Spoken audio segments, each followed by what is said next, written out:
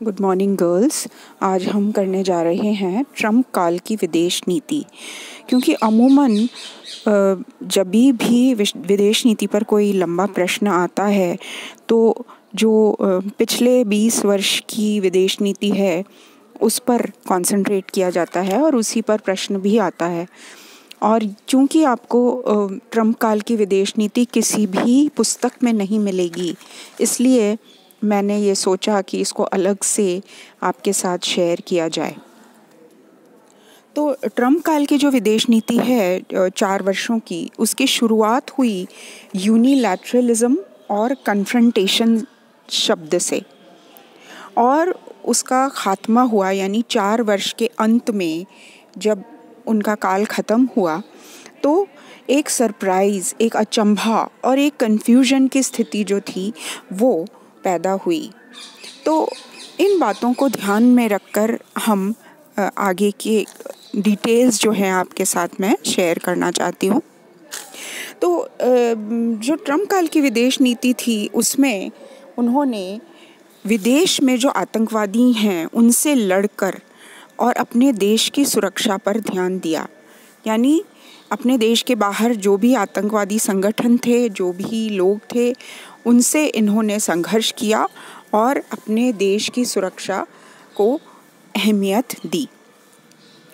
America के borders को इन्होंने सशक्त बनाया और हर वो कदम उठाया जिससे कि अमेरिका की जो सीमा है वह बहुत ही सशक्त हो जाए। फिर इन्होंने जो मिलिट्री की ताकत है अमेरिका की, उसका एक्सपेंशन किया, उसको बढ़ाया। हर तरीके से आधुनिक हथियार और सैन्य साज बल, इसको एकत्रित किया और अमेरिका की सेना को और मजबूती दिलाई। जो अमेरिका के पुराने दुश्मन थे उनको दोस्त बनाने की नीति पर अमल किया डोनाल्ड ट्रम्प ने। फिर रूस, चीन, जापान नहीं, ईरान, नॉर्थ कोरिया, ये कह सकते हैं आप कि इन देशों के साथ अमेरिका के संबंध अच्छे नहीं रहे।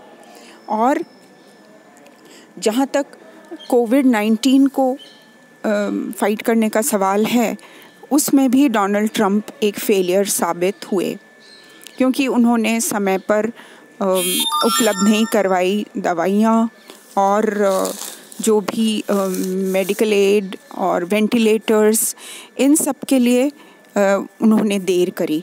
तो इस लिहाज से हम देख सकते हैं कि डोनाल्ड ट्रम्प इन विषयों पर थोड़े फेलियर साबित हुए। ईरान के साथ जो संबंध हैं उसमें ईरान का जो उच्छृंखल व्यवहार था मध्य पूर्वी एशिया में, वो ख़त्म नहीं हुआ और उसके पास अभी भी यूरेनियम है और वह न्यूक्लियर हथियार बनाने के लिए तैयार है। तो ईरान के साथ जो अमेरिका के संबंध थे उनमें कोई सुधार नहीं हुआ। और अमेरिका ने जो सिविलाइज्ड वर्ल्ड था उसके साथ जो इस्लामिक आतंकवाद था उसके विरुद्ध एकजुट होने की जो नीति अपनाई वह काफ़ी काबिले तारीफ़ है।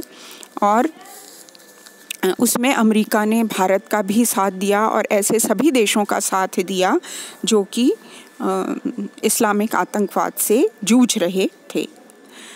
अमेरिका ने अपने व्यापार घाटे को भी कम किया और चूँकि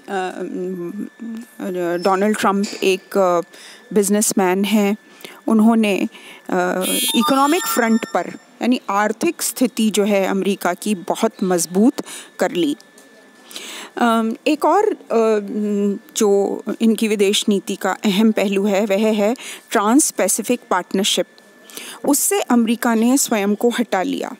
और ये क्या है ट्रांस पैसिफिक पार्टनरशिप? 12 एशियाई देशों के साथ व्यापार समझौता किया था प्रेसिडेंट बराक ओबामा ने।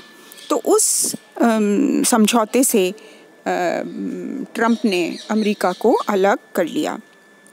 फिर 6 मुस्लिम बाहुल्य देशों के जो नागरिक थे उनको 90 दिन तक अमेरिका ने वीज़ा नहीं दिया अपने देश में आने का, और इसी कड़ी में उन्होंने दो देशों को और जोड़ा।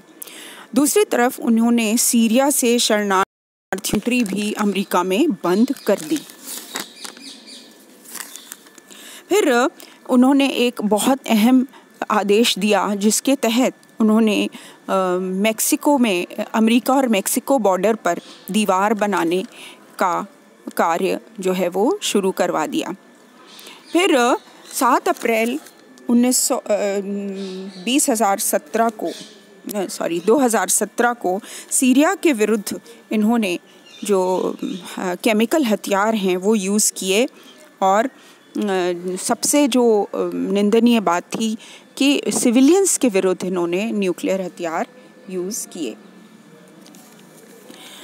जो north American free trade agreement है, जिसको हम नाफ्टा के नाम से भी जानते हैं, उसको इन्होंने और आधुनिक बनाया, उसमें और नई चीज़ें जोड़ी और उसको और अहमियत दी। फिर इन्होंने विदेश यात्रा की कड़ी में Israel, Saudi Arabia, West Bank, Italy, Vatican City, इन सभी देशों की यात्रा की और अमेरिका के इन देशों से संबंधों को प्रदान की। फिर जो पेरिस क्लाइमेट अकॉर्ड था, जिसमें अमेरिका को बहुत अहम जिम्मेदारी दी गई थी, और इस जिम्मेदारी का वहन करने के लिए अमेरिका को बहुत खर्चा करना पड़ता, तो इस अकॉर्ड से, यानी इस समझौते से अमेरिका ने अपने आप को अलग कर लिया। ये एक बहुत ही अच्छी बात नहीं थी, क्योंकि सभी जो विकासशील देश थे उनकी यही अपेक्षा थी कि अमेरिका जो है पेरिस अकॉर्ड से अलग नहीं होगा और हर वो संभव प्रयत्न करेगा जिससे कि विश्व पर्यावरण में सुधार हो। और क्यूबा के ऊपर इन्होंने फिर से ट्रेड रेस्ट्रिक्शंस लगा दी, यानी आर्थिक प्रतिबंध लगा दिए, और तो ये भी पड़ोसी देश के साथ अच्छे संबंधों की शुरुआत नहीं कही जा सकती। फिर इन्होंने पुतिन से अलग से वार्ताएं नहीं करी, ना बातचीत करी, लेकिन G20 समिट में इन्होंने पुतिन से वार्तालाप करी, और यहीं से शुरुआत मानी जाएगी अमरीकी और रूसी संबंधों की इनके काल में। अफ़गानिस्तान में डोनाल्ड ट्रंप ने और ज़्यादा सैन्य बल तैनात कर दिया। दूसरी तरफ इज़राइल देश के लिए जेरूसलम जो जगह थी, जो कि धार्मिक रूप से बहुत ज़्यादा अहमियत रखती है, उसको इन्होंने इज़राइल का कैपिटल स्वीकार कर लिया। फिर इन्होंने चीन के साथ जो है एक ट्रेड वॉर लड़ा, यानी आर्थिक व्यापार की जो लड़ाई है वो इन्होंने चीन के साथ लड़ी। एक तरफ जहाँ एक तो इन्होंने इंपोर्ट रेस्ट्रिक्शंस, यानी आयात, चीन से आयात जो है उस पर इन्होंने प्रतिबंध लगाए, और दूसरी तरफ कनाडा और जो भी यूरोपियन यूनियन और अमेरिका के जो साथी देश थे उनको तो एग्जेम्प्ट कर दिया, उनके ऊपर प्रतिबंध नहीं लगाए, लेकिन चीन के ऊपर इन्होंने प्रतिबंध लगाए। और यहाँ तक कि जो यानी $3 बिलियन तक के जो इन्होंने टैरिफ्स हैं वो इम्पोज करे। मोटे रूप से देखा जाए तो नवंबर 2019 तक $250 बिलियन के टैरिफ्स, यानी वो इन्होंने उस पे जो टैक्स लगाते हैं, जो चीन से सामान आता है वो लगाए $250 बिलियन तक के।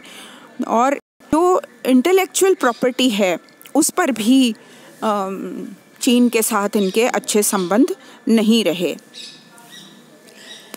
दूसरी तरफ जो JCPOA है उससे भी इन्होंने विड्रॉ कर लिया। JCPOA क्या है? Joint comprehensive plan of action, जो कि 2015 में एग्रीमेंट हुआ था, उससे भी अमेरिका ने अपने आप को अलग कर लिया। और यूएन की कई जो संस्थाएं हैं, जैसे ह्यूमन राइट्स काउंसिल है और यूनेस्को है और United Nations relief and works agency for Palestine refugees in the north east है, और ह्यूमन राइट्स काउंसिल जैसे मैंने बताया, इन सभी एजेंसीज से अमेरिका ने किनारा कर लिया। और इस तरीके से जो अमेरिका एक बहुत अहम भूमिका निभा रहा था संयुक्त राष्ट्र में, उससे वो पीछे हट गया। तो यूँ हम कह सकते हैं कि संयुक्त राष्ट्र को धक्का लगा।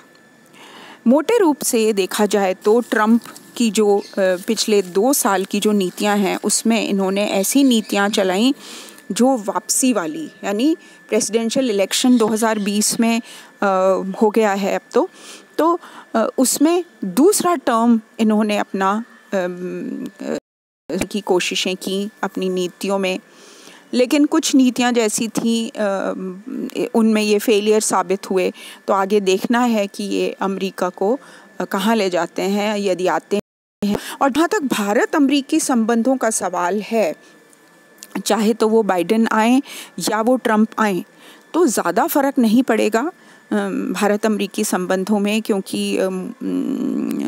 एक ग्रीन कार्ड जो है उस पर थोड़ा सा असर हो सकता है। यानी यदि बाइडेन आए तो भारतीयों को विदेश में बसने की अधिक वो छूट दे देंगे, जबकि ट्रंप ने इतनी छूट नहीं दी थी।